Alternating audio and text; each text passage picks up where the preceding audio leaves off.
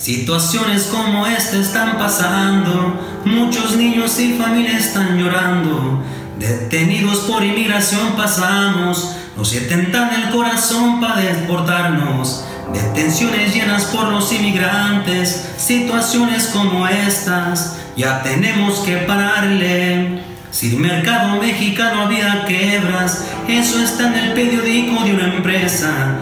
Niños salen a protesta por sus padres, y eso sí que nos causa una gran tristeza. Muchas rejas se hacen llamar detenciones, la verdad que nos avientan a la jaula de los leones.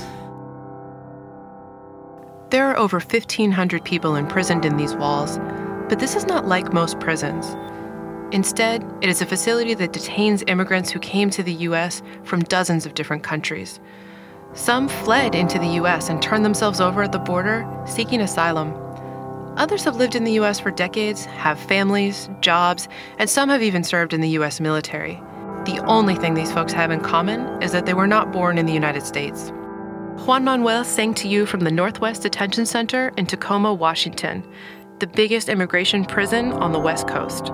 This detention center is located on a toxic sludge field, which the EPA named the Tacoma Tar Pits. Geo Group, one of the biggest private prison corporations in the world, has said it brings in $57 million in revenue each year from this detention center alone. And making this kind of money is a safe bet for Geo. U.S. Congress has mandated that ICE fill 34,000 beds in detention centers with imprisoned immigrants every night. For its part, ICE has guaranteed Geo that it will pay for at least 800 beds per night in Tacoma. In order to get its money's worth, ICE locks up as many people as it can. If you are arrested by the police, you have certain rights. The right to remain silent, the right to a lawyer if you can't afford one, the right to hear the charges against you in a language you speak, the right to a speedy trial, even just a phone call to tell your family why you aren't coming home. But those rights don't apply in immigration cases. Immigration and Customs Enforcement, or ICE, isn't part of the criminal justice system. After they are detained in these private immigration prisons, people have to wait for weeks to hear the charges against them and months just to get a first hearing with a judge to ask to be released on bond. Even longer if they actually want a judge to hear their case. During that time, they are fed barely edible food. The problem is that the food is not balanced and nutritious. Sometimes it's dangerously undercooked or even rotten. They have to wear uniforms that haven't been washed with soap and water. When they get sick, they might not even get to see a doctor. Worst of all, they have to do the day-to-day work that makes this place run: cooking, cleaning, and laundry, and they do it for just $1 a day. Families can't bring in supplies to loved ones. Instead, immigrants have to buy it from the prison store, where a small bottle of shampoo can cost $8. That's 8 days of work just to wash your hair.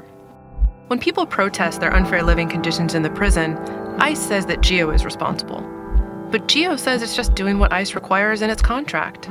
The city of Tacoma says it isn't responsible for enforcing city health and safety codes inside the prison. What can you do when you know your most basic human rights are being violated? This is the story of immigrants fighting back against an unjust system by putting their bodies on the line in peaceful protest against state violence.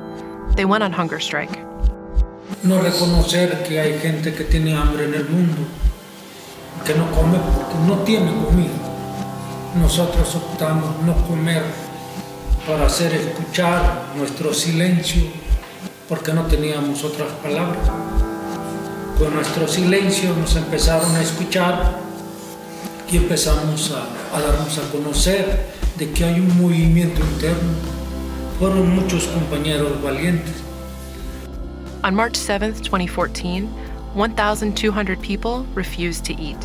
They issued a list of simple demands: more nutritious food, lower prices in the commissary store, and higher wages for their work. Just a few days later, they called for an end to immigrant detention, asking to be released until their cases were heard. News of the immigrants' hunger strike spread outside the prison. Activists demonstrated in solidarity with the immigrants locked up inside. The reason why we need to shut down the Northwest Detention Center, or the Tacoma Immigration Prison as we all know it, it's because no place like that should exist at all in the nation or really in the world. Caging people is not right, it should not be. That place is meant to not only cage people while waiting for the deportation proceedings, but it's also meant to make money out of their engagement. Our strategy is simple: just follow the leadership of those inside. They are the experts. They are facing this monster. They have to live day to day all these human rights violations. They are being mistreated daily. They're facing hunger every single day. They're facing racism every single day. So they know better than anybody how to shut down that place. And it's really just up to us to support that leadership. In Joe Corley Detention Center in Texas, another GEO-owned facility, immigrants also went on hunger strike to show that this was a nationwide crisis. Back in Washington State, immigrants offered words of solidarity to the hunger strikers in Texas. Mi nombre es Ramón y soy una de las personas que está en huelga en la detención de Tacoma. Yo lo único que quiero decir es que no tengan miedo, hay que seguir hasta para que nos escuchen y podamos ser libres. Hola, mi nombre es Jesús. No se desesperen, échenle ganas, como quiera si se puede. Sigan echándole ganas y Dios que los ayude y Dios que los cuida, porque esto vale la pena por nuestras familias. Acuérdense nomás de sus familias para que les dé fuerza. Guards threatened people that they would be force-fed or intimidated them with threats of deportation. In retaliation, people were placed in solitary confinement and even transferred to detention facilities farther away from their families. Despite this violence, the immigrants' resistance grew. Hello, my name is Hassan. I've been living in the United States for 22 years now, going on 23. I came here from the island of Micronesia. I was in the service and I have 2 daughters that are 5 and 4. And I just miss them a lot. You know, I've been in here for 21 months and this is not right. You know, I haven't been seeing my kids. That's mainly one of my main reasons why I'm encouraging others to participate in the hunger strike. I want to take part in making a difference because I don't believe it's not right that the situation that we're in, you know. On the outside, activists and the media continued to shine a light on the struggle until GEO backed down from its harsh response to the hunger strike. None of the immigrants were force-fed, and ICE and GEO limited their retaliation, especially solitary confinement and transfers. After 54 days, detainees ended the strike. But the victory was not a permanent one. By 2017, resistance organizers have found that the detention center is so crowded that people sometimes have to sleep in the halls, and food portions have gotten smaller. On April 10, 2017, over 100 immigrants launched a hunger strike at the Northwest Detention Center.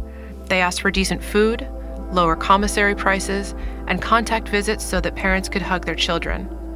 Conditions had deteriorated, and now they seem to be getting even worse. As in 2014, they quickly expanded their demands to include due process, asking for hearings in weeks instead of months or years.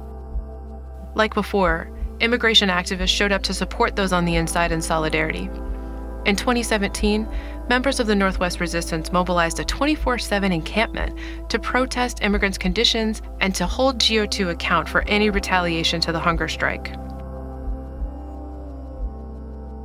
We definitely could not take more of the human rights violations that happen there every single day in the name of the immigration system and in the name of corporations. We cannot normalize that anymore. It has been for over 10 years and we need to shut it down as soon as possible. There's a process that we are developing along with people detained and people deported in how to shut it down. One of the many ways is to expose the human rights violations that happen in there by getting the voices of those inside being detained through their hunger strikes, through their stories, to their different actions that they do as organizers inside fighting against this monster of detention and deportation. The other way we're doing it right now is to ask City of Tacoma to revoke the business license of GEO, the corporation that owns and runs this deportation cage. The movement's goal and call to resist is not one more. Until we achieve this goal of not one more detention, not one more deportation that ruptures families and upends lives, we fight for human dignity and fairness for those held captive by the system. This is a responsibility that we all share, whether we live in Tacoma, Seattle, or our nation's capital. No debemos de bajar la guardia. Tenemos que seguir luchando. Aquí, allá, donde sea, y yo le envío un saludo afectuoso, combativo a mis compañeros que sigan luchando. Y aquí tienen un solidario. Aquí estamos todavía. No nos vamos a dejar.